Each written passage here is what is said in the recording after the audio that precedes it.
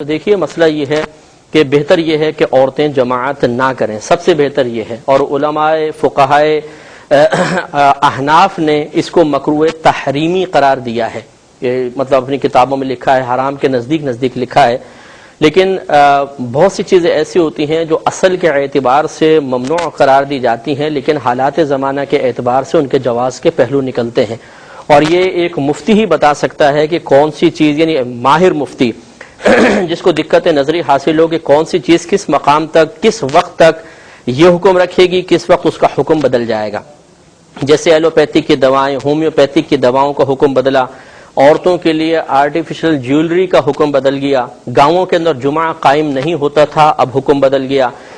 شہر میں آپ کو شاید حیرت ہوگی کہ شہر میں صرف ایک جمعہ قائم کرنے کی اجازت تھی پہلے، آپ دیکھیں سینکڑوں جمعے قائم ہو رہے ہیں، حکم بدل گیا۔ اسی طریقے سے عورتوں کی تراویح کی جماعت کا بھی مسئلہ ہے کہ اگر عورتیں بے راہ روی کا شکار ہیں، نمازیں فرض نمازیں بھی نہیں پڑھتی ہیں، اور غالب گمان یہ ہے کہ اگر عورتیں جماعت قائم کریں گی تو اس میں شوق میں دیگر ایسی بے نمازی خواتین بھی آ جائیں گی، دین سے دور خواتین بھی آ جائیں گی، اور پھر اس میں ایسے درس قرآن یا درس حدیث کا اہتمام کیا جائے کہ جس سے عورتوں میں جذبہ بیدار ہو اور وہ فرض نمازوں کی طرف مائل ہو جائے، تو اس قسم کی نماز کو روکنا یہ اصل میں لوگوں کو دین کی طرف آنے سے روکنا ہے، اور یہ مطلب یہ کہ بالکل غیر مناسب فیصلہ ہوگا کہ ابھی بھی ہم وہ پرانے حکم پہ قائم رہیں، کیونکہ عورتوں کی جماعت کا مکروہ تحریمی ہونا صراحتاً کہیں سے ثابت نہیں ہے۔ ہر حدیث کے اندر کوئی تعویل ہے یا فقہا نے اپنے پاس سے مطلب جیسے اپنے اجتہاد سے حکم نکالا ہے، ورنہ کہ کتاب الآثار میں امام محمد رحمۃ اللہ علیہ نے خود یہ حدیث نقل کی ہے کہ سیدہ عائشہ صدیقہ رضی اللہ تعالی عنہا عورتوں کی جماعت کروایا کرتی تھیں،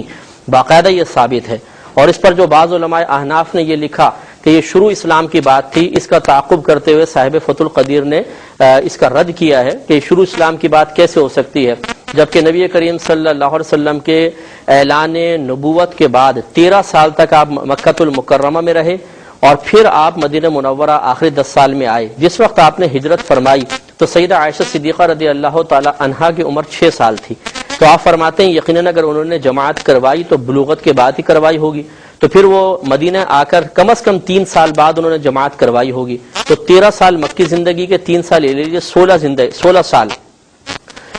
سال یعنی اسلام کے 16ویں سال میں سیدہ عائشہ نے جماعت کروائی، تو پھر بتائیے شروع اسلام کی بات کہاں سے ہوئی؟ شروع اسلام کے مطلب 1 سال 2 سال یا 3 سال، لیکن ایسے نہیں، تو 16 سال کے بعد جماعت کروائی، اور یقیناً سیدہ عائشہ صدیقہ رضی اللہ تعالی عنہا ایک بہت بڑی مجتہدہ، ایک بہترین مفتیہ تھیں، تو آپ کا عمل ہمارے لیے دلیل کے طور پہ یہ کافی ہے۔ لہٰذا جب اس میں کئی اور بھی مصلحتیں ہیں جن کو میں ذکر کرنا مناسب نہیں سمجھتا، تو بہتر یہ ہے کہ عورتیں اگر جماعت کر رہی ہوں بشرطے کہ تمام شرائط پوری ہوں، جیسے ہم نے پچھلی دفعہ بھی عرض کیا تھا کہ مثلا عورتیں اجازت لے کے گھر سے نکلیں، نمبر 2 باپردہ طریقے سے نکلیں، نمبر 3 راستہ اگر پرفتن ہے تو محرم کے ساتھ نکلے، اگر پرفتن نہیں ہے تو کم از کم امینہ عورتوں کے ساتھ آئیں، جس مقام پر وہ پہنچیں وہاں پر کسی نامحرم کے نظر پڑنے کا اندیشہ نہ ہو، بالکل عورتیں سیپریٹ ہوں۔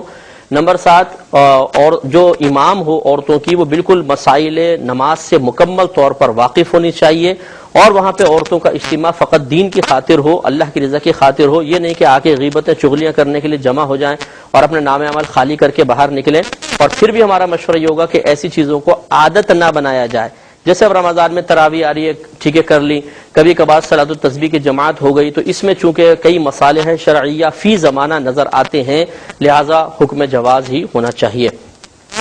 ایک یہ بہن نے فرمایا تھا کہ اگر کہیں پر ایسا انتظام ہے کہ مرد امام ہے اور خواتین پردے میں رہ کر جماعت سے نماز پڑھ سکتی ہیں تراویح کی، تو پھر افضل کیا ہوگا، اس مرد کے پیچھے عورتوں کا جمع ہونا یا الگ عورتوں کی جماعت قائم کرنا؟ لیکن اس میں ہمارا مشورہ یہ ہے کہ پھر اس مرد کے پیچھے جماعت قائم کرنا عورتوں کے لیے یہ مستحب ہوگا، اس لیے کہ یہ سنت کے مطابق ہے کہ نبی کریم صلی اللہ علیہ وسلم نے باقاعدہ مردوں اور عورتوں کی جماعت فرمائی ہے، تو یہ ایک شباہت اس کی سنت کے مطابق جماعت کے قیام سے ہو جائے گی، جبکہ علیحدہ عورتوں کی جماعت قائم کرنا چونکہ اتنا رائج نہیں تھا، اگرچہ سیدہ عائشہ صدیقہ رضی اللہ تعالیٰ عنہ سے یقیناً ثابت ہے، لیکن باقاعدہ اس طرح اس کا رواج نہ رہا، تو بہتر یہ ہے کہ اگر کسی جگہ پر ہماری ذکر کردہ شرائط کے مطابق خواتین جمع ہوتی ہیں، مرد امام ہے اور بالکل پردے میں رہ کے تراویح کا اہتمام ہوتا ہے، تو بہنیں بالکل پڑھ سکتی ہیں، اور ہمارے کراچی میں بے شمار مقامات پر اسی طرح خواتین آ کر نماز پڑھ رہی ہیں۔